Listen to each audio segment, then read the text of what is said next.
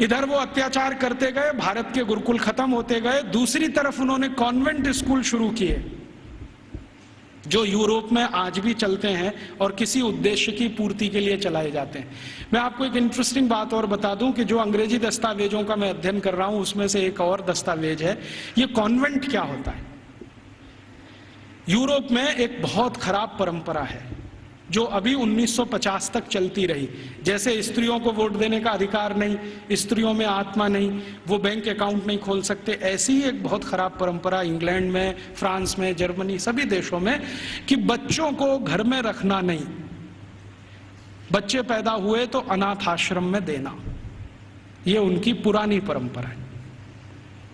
और कई लोगों ने तो क्या किया है कि बच्चों को पैदा होते ही घर के बाहर टोकरी में रख दिया कि अनाथ आश्रम का कोई आएगा उठा ले जाएगा, लेकिन कई बार कुत्ते उठा ले जाते हैं उसको, भेड़िए उठा ले जाते हैं। यूरोप का जो आधुनिक फिलोसोफर्स में एक माना जाता है ना, रूसो, उसके 5 बच्चे पैदा हुए, 4 को उसने ऐसे ही छोड़ दिया घर के बाहर टोकरी में रख के, 2 को कुत्ते खा गए, 2 को अनाथ आश्रम वाले ले गए।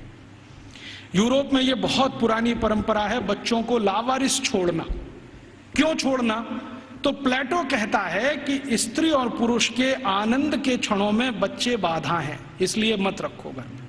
ये प्लेटो की शिक्षा है। वो कहता है कि अच्छे नहीं है बच्चे घर में रखना।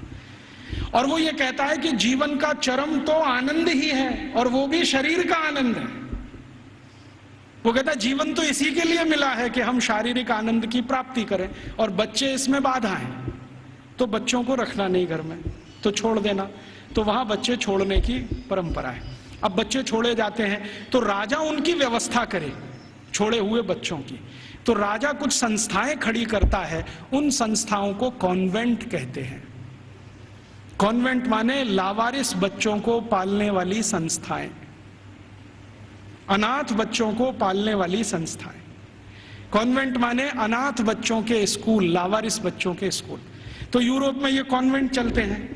तो ये मैकॉले कह रहा है कि भारत में भी यही चलाएंगे हम। तो कोई सांसद उससे पूछ रहा है कि भारत में कोई अनाथ होता है? उसने कहा होता तो नहीं है, लेकिन हम बनाएंगे। होता तो कोई नहीं है, क्योंकि भारत में किसी बच्चे के माता पिता भी मर जाएं तो उसके चाचा चाची हैं, ताऊ ताई हैं, मामा मामी हैं, मौसा मौसी हैं, बुआ फूफा, कोई तो लेगा उसको। यूरोप में तो है माता पिता, तो भी छोड़ देंगे। तो यूरोप में ये जो लावारिस बच्चे हैं, इनको पालने के लिए कॉन्वेंट खड़े किए जाते हैं। कॉन्वेंट को चलाने वाले ज्यादातर क्रिश्चियन इंस्टीट्यूट होते हैं या चर्च होता है। राजा चर्च को दान देता है और उस पैसे से ये सब चलते हैं। तो सबसे पहला कॉन्वेंट इस मैकॉले ने भारत में खुलवाया, कलकत्ता में। और उस कॉन्वेंट में कोई पढ़ने नहीं आता था, तो इसने दूसरा कानून बनवाया कि जो भारतवासी ईस्ट इंडिया कंपनी और अंग्रेज सरकार की नौकरी करेंगे और कलकत्ता में रहेंगे, उनको अपने बच्चे यहां भेजना आवश्यक है, नहीं तो नौकरी जाएगी। तो जबरदस्ती भारतवासी जो उनके यहाँ काम करते थे, उन्होंने अपने बच्चे भेजना शुरू किया। फिर धीरे धीरे एक कॉन्वेंट से 2 हुआ, 2 से 3 हुए, 3 से 10, 10 से 20, 50, 100, अब हजारों हो गए। अब भारत में ऐसा कोई गांव नहीं जहां कॉन्वेंट नहीं। तो मैकॉले ने एक विष बीज डाल दिया जो अभी वट वृक्ष बन के फैल गया। अब तो ऐसे ऐसे कॉन्वेंट स्कूल हैं इस देश में, बजरंगबली कॉन्वेंट स्कूल। आपको देखना हो तो मैं दिखा सकता हूं आपको। बंबई में है, ग्रांट रोड के पास है, रेलवे स्टेशन से बिल्कुल सटा हुआ, बजरंगबली कॉन्वेंट स्कूल। हाँ, और एक कॉन्वेंट स्कूल है संतोषी माता कॉन्वेंट स्कूल, एक है सरस्वती देवी कॉन्वेंट स्कूल, एक महावीर स्वामी कॉन्वेंट स्कूल खुला है अभी बेंगलोर में, जबरदस्त। अब इनको पूछो चलाने वालों को कि बजरंगबली का कॉन्वेंट से क्या रिश्ता है, या सरस्वती देवी कब कॉन्वेंट स्कूल में पढ़ने गई थी। मूर्खों के मूर्ख इस देश में पैदा हो गए, ना तो अंग्रेज हैं ना तो हिंदुस्तानी हैं, खिचड़ी बन के इस समाज में पड़े हुए हैं।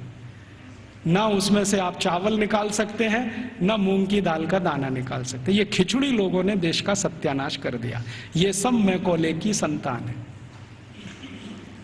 मैकॉले तो छोड़ गया कुछ। जब अंग्रेज गए थे ना, तो रिकॉर्ड्स बताते हैं कि 350 कॉन्वेंट स्कूल थे 15 अगस्त 1947 तक। अब शायद वो 30-35 हजार हो गए हों, तो कोई आश्चर्य की बात नहीं। अब यूरोप में जो कॉन्वेंट स्कूल हैं, वैसी ही शिक्षण यहां हो रहा है। यूरोप में क्या होता है ना, मैंने आपसे कहा कॉन्वेंट माने लावारिस बच्चों के स्कूल, तो वहां जो बच्चे पढ़ने आते हैं उनको सिखाया जाता है कि देखो ये जो अध्यापक है वो अध्यापक नहीं है, ये फादर है, ये मदर है, क्योंकि असली का पता नहीं।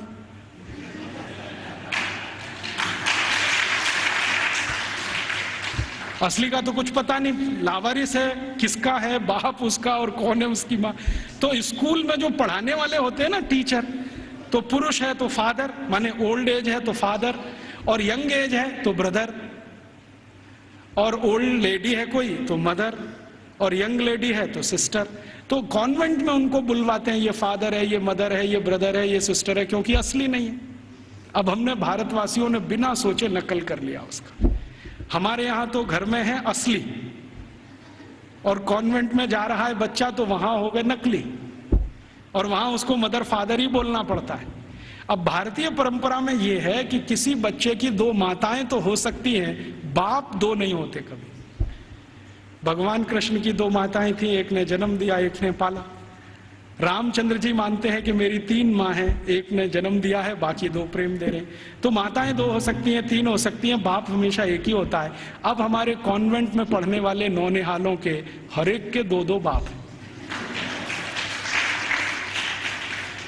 एक तो घर में है असली और दूसरे हैं वहां नकली। और मैं आपको अंग्रेजी की एक शब्द की व्याख्या करता हूं। अंग्रेजी में एक शब्द होता है जो गाली के रूप में इस्तेमाल किया जाता है, बास्टर्ड। बास्टर्ड वही होता है जिसके दो बाप होते हैं।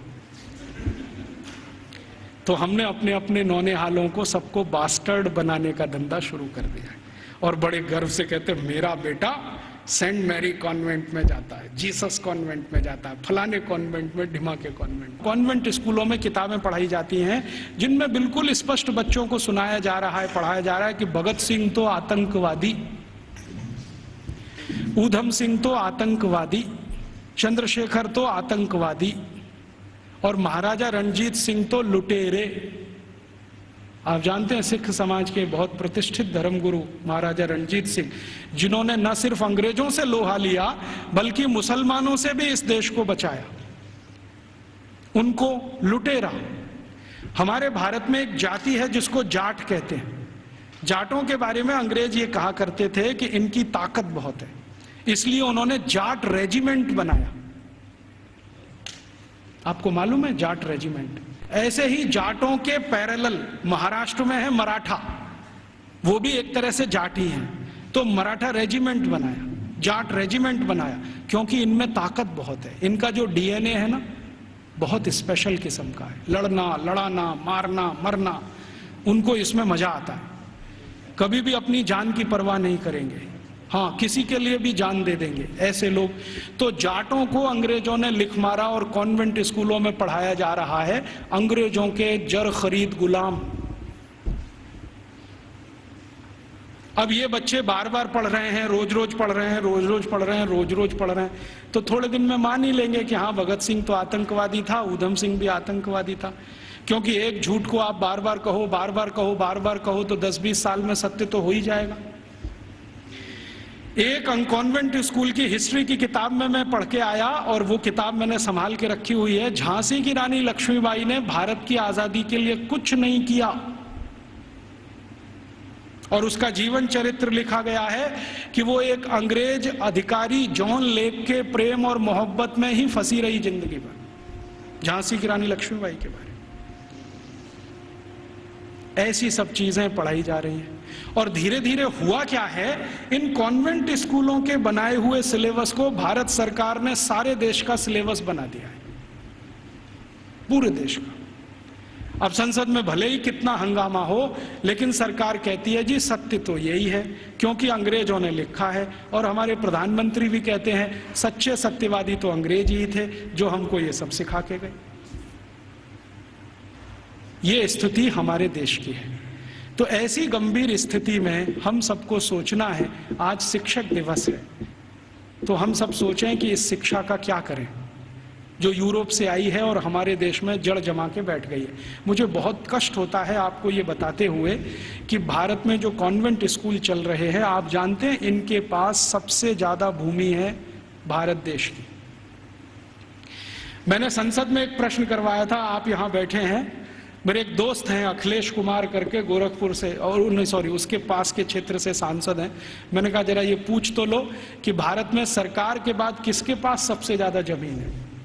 तो उत्तर आया कि सरकार के बाद सबसे ज्यादा जमीन चर्च और उनके कॉन्वेंट स्कूलों के पास ही है। रेलवे से भी ज्यादा जमीन इनके पास है। और हजारों हेक्टेयर जमीन एक एक रुपए के लीज पर दी गई है। हजारों हेक्टेयर, 1 रुपए का लीज, 2 रुपए का लीज, माने साल में वो 1 ही रुपया देते हैं, हजारों एकड़ जमीन भारत की इस्तेमाल कर रहे हैं और उनकी मिल्कियत है।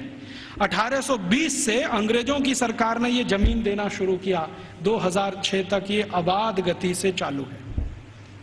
हमारी ही जमीन है, हमारा ही पानी है, हमारे ही संसाधन है। पहले मैं क्या सोचता था कि इन कॉन्वेंट स्कूलों में डोनेशन बहुत देती होगी सरकार, लेकिन संसद में एक जब सवाल करवाया तो पता चला कि सरकार का डोनेशन तो 10% ही है, बाकी समाज का डोनेशन।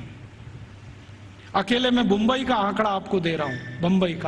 बंबई में जितने कॉन्वेंट स्कूल चलते हैं उसमें 92% हिंदू समाज के लड़के लड़कियां पढ़ते हैं, 92%। 2.5% क्रिश्चियन समाज के हैं और बकाया में मुसलमान हैं। ये है स्थिति। तो 92% विद्यार्थी हिंदू समाज के जो पढ़ते हैं बंबई में कॉन्वेंट स्कूलों में, वो सब विद्यार्थी के माँ बाप 1 साल की फीस के रूप में 18,000 करोड़ रुपए देते हैं। आप सोचते हैं ये रकम कितनी बड़ी है? राजस्थान सरकार के बजट का लगभग आधा बंबई, सिर्फ बंबई के कॉन्वेंट, फिर कलकत्ता के कॉन्वेंट, मद्रास के कॉन्वेंट, हैदराबाद के कॉन्वेंट, दिल्ली के, इन सबको मैंने जोड़ना शुरू किया। फिर बी क्लास सिटीज के कॉन्वेंट, जैसे अजमेर है, जयपुर है, ऐसे शहर। फिर सी क्लास। कुल कॉन्वेंट स्कूलों में साल का भारतीय समाज के द्वारा 1 लाख करोड़ रुपए से ज्यादा का डोनेशन और फीस दी जा रही है। हमसे पैसा ले रहे हैं और हमारे ही बच्चों का दिमाग घुमा रहे हैं। और ऐसे ऐसे दिमाग घुमाए जाते हैं। एक कॉन्वेंट स्कूल के खिलाफ मैंने मुकदमा दाखिल किया हुआ है गुजरात हाई कोर्ट में। मामला क्या था, छोटे छोटे बच्चे वहां पढ़ने को आते हैं, तो उन बच्चों को लेने के लिए बस जाती है, तो ड्राइवर को कहा जाता है कि जानबूझ के बस बंद कर देना। तो कभी भी वो ड्राइवर बस बंद कर देता है। फिर बच्चों को कहता, देखो बस खराब हो गई, तुम्हारे भगवान का नाम लो। तो बच्चे का नाम लेते हैं, हनुमान जी का, राम का, बस चालू नहीं होती। फिर वो कहता, देखो तुम्हारे भगवान तो कमजोर हैं, ये तो चालू नहीं हो रही, अब ईसा मसीह का नाम लो। जैसे ही बच्चे ईसा मसीह का नाम लेते हैं वो तुरंत स्टार्ट कर देता है। तो 3-3 साल के बच्चों के दिमाग में आ जाता, अरे ईसा मसीह तो बहुत ताकतवर है। फिर वो बच्चे आके अपने घर में मम्मी पापा को बोलते हैं, अरे देखो हमारी बस खराब हो गई थी, हमने ईसा मसीह का नाम लिया, वो चालू हो गई। ये मैंने एक घर में एक बच्चे के मुंह से सुना। उस दिन मेरी आत्मा हिल गई। मैंने कहा ये हो क्या रहा है। आज मैं आपके यहां आने से पहले शाहपुरा एक छोटे से नगर में था, तो वहां पर राम सनेही संप्रदाय के एक बड़े संत हैं। उन्होंने तो कहा कि इतना ही नहीं होता, कॉन्वेंट स्कूल में आगे भी होता है। बच्चे जो छोटे छोटे होते हैं ना, जिनके मन भोले भाले हैं, उनको एक खेल खिलाया जाता है कि उनके राम और कृष्ण है ना, उनकी मूर्तियां बनाई जाती हैं मेटल्स की और बच्चों को दिया जाता है। फिर वो कहते हैं कि स्विमिंग पूल में इनको तैराओ, तो बच्चे उनको डाल देते हैं, वो सब डूब जाती हैं क्योंकि मेटल्स की। तो कहते हैं देखो तुम्हारे भगवान डूब गए। फिर उन्हीं छोटे छोटे बच्चों को काष्ठ की मूर्तियां दी जाती हैं, लकड़ी की, ईसा मसीह की, कहते हैं तैराओ, तो वो तैरने लगती है। तो बच्चों को कहते हैं देखो ईसा मसीह इतने ताकतवर हैं कि वो तैर सकते हैं, रामकृष्ण तो डूब गए, तो तुमको भी डूब। तो लोकमान्य तिलक की इस बात को फिर याद करें, दुश्मन हमसे ताकतवर है, बहिष्कार करो और असहयोग करो। बाद में गांधी जी ने उसको और तेज से कहा। हम इन कॉन्वेंट स्कूलों को और इस एजुकेशन को हटाना चाहते हैं यूरोपियन, तो इसके लिए असहयोग करो और बहिष्कार करो। मतलब मैंने आपसे कहा कि 92% विद्यार्थी हमारे हैं जो वहां पढ़ने जा रहे हैं, इनको रोको। और हम इसको अपने घर से शुरू करें कि हम हमारे घर के किसी बच्चे को कॉन्वेंट में नहीं पढ़ाएंगे, क्योंकि हम उसको बास्टर्ड नहीं बनाएंगे। वो इंजीनियर बने ना बने, डॉक्टर बने ना बने, कम से कम बास्टर्ड तो ना बने। इतना अपमान तो ना करें हम अपने पिता का। तो हम नहीं भेजेंगे हमारे बच्चों को, तो फिर कहाँ भेजेंगे? जो हमारे स्कूल चलते हैं उनमें भेजेंगे। फिर आप कहेंगे उनमें सुख सुविधाएं कम हैं, बढ़ जाएंगी। जब धन का प्रवाह कॉन्वेंट स्कूलों से भारतीय स्कूलों की तरफ होगा तो सुविधाएं भी बढ़ जाएंगी। आप सोचो 18,000 करोड़ रुपया बंबई के कुछ कॉन्वेंट स्कूल को हर साल मिलता है, इतना ही रुपया आर्य समाज के गुरुकुलों को मिल जाए या सनातन समाज के लोगों को मिल जाए या किसी और संस्थाओं को मिल जाए जो भारतीयता आधारित गुरुकुल चलाते हैं, तो वो सुख सुविधाओं वाले हो जाएंगे। वो तो धन के प्रवाह को बदलने की जरूरत है। अभी धन का प्रवाह कॉन्वेंट स्कूलों की तरफ है तो सुख सुविधाएं वहां ज्यादा हैं। हमारे स्कूल पानी से प्यासे हैं, बैठने को जमीन पे टाट पट्टी नहीं है, स्कूल में पढ़ाने के लिए ब्लैक बोर्ड नहीं है, सामान्य जरूरतों की चीजें जैसे संडास घर होना चाहिए वो भी नहीं है। तो ये इसलिए कि धन की कमी है, धन का प्रवाह उस तरफ है, इसको मोड़ दो। तो समाज में एक बहस चले इस पर कि ये कॉन्वेंट स्कूल आए कहाँ से हैं, उनके यहाँ शिक्षा की क्या स्थिति रही है, तो शायद इसमें से एक समझ बने और ये समझ हिंदुस्तान में अगले 2-3 वर्षों में कोई अभियान का स्वरूप ले और ये अभियान हिंदुस्तान के इस विष बीज को उखाड़ कर फेंक दे, ऐसी भावना मेरे मन में है।